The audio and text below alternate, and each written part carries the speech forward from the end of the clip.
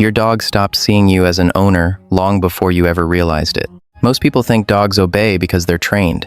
Feed them, walk them, throw a ball, repeat. Simple. But if that were true, dogs wouldn't stare at the door after someone dies. They wouldn't wait, sometimes for years. And that's where this gets strange, because what your dog believes you are is way deeper than most people imagine. Not a boss, not just family either. Something older, more instinctive, more emotional than language itself.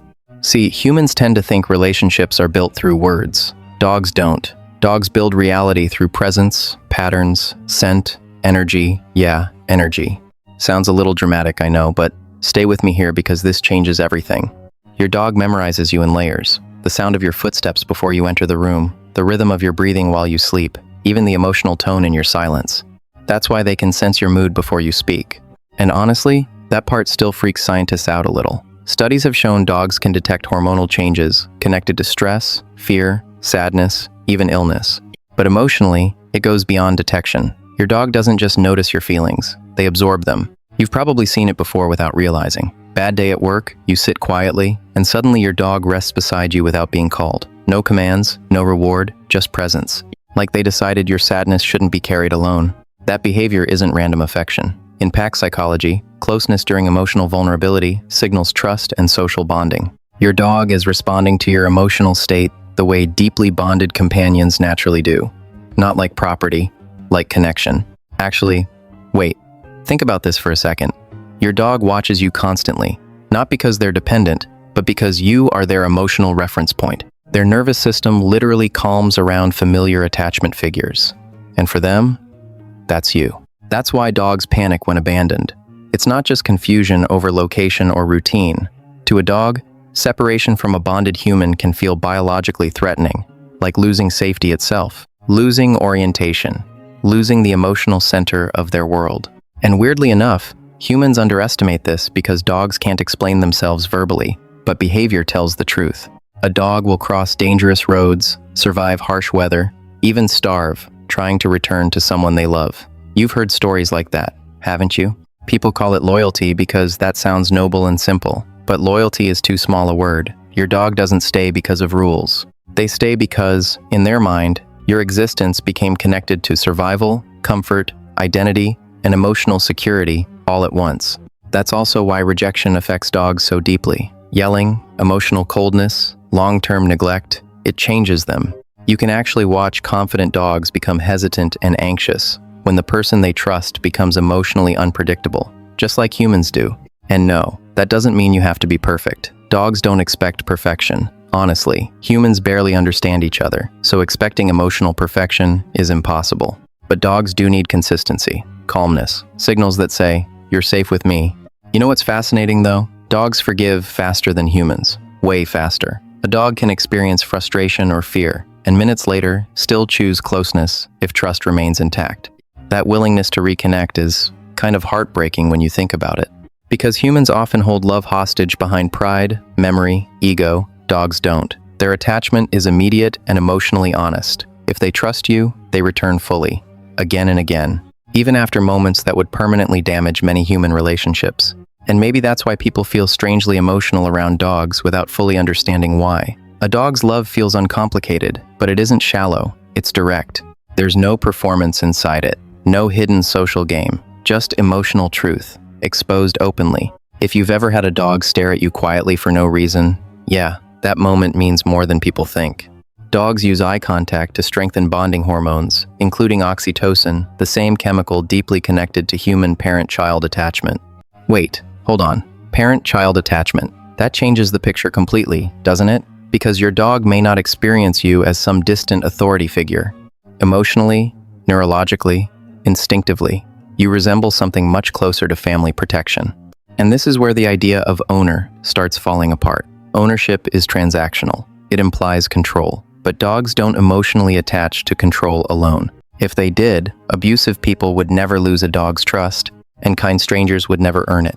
Your dog chooses attachment based on emotional safety, familiarity, predictability, and shared experience. Over time, you stop becoming the person who feeds them. You become home itself.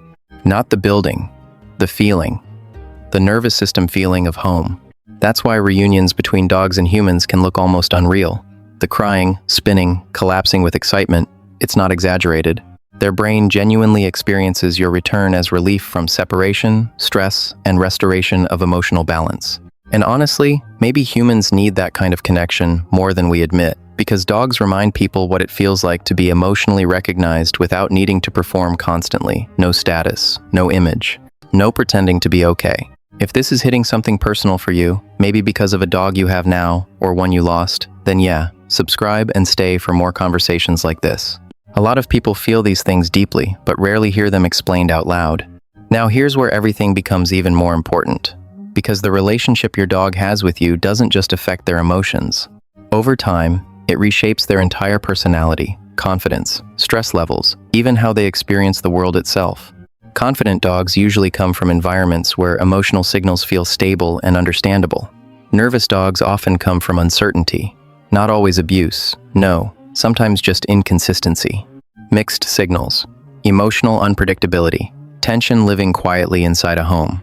Dogs are constantly studying emotional atmosphere. That's why some dogs become protective around anxious owners or hyper-alert in stressful households. They're adapting to the emotional climate around them like living emotional mirrors. Really, really sensitive mirrors.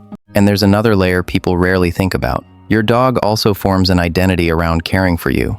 Sounds ridiculous at first, right? But watch how many dogs monitor sleeping owners, interrupt arguments, or position themselves between danger and family members. They aren't protecting property, they're protecting attachment. Their social instinct tells them bonded members matter deeply, which means, in your dog's mind, your well-being becomes part of their own emotional responsibility. That's an enormous psychological role to carry.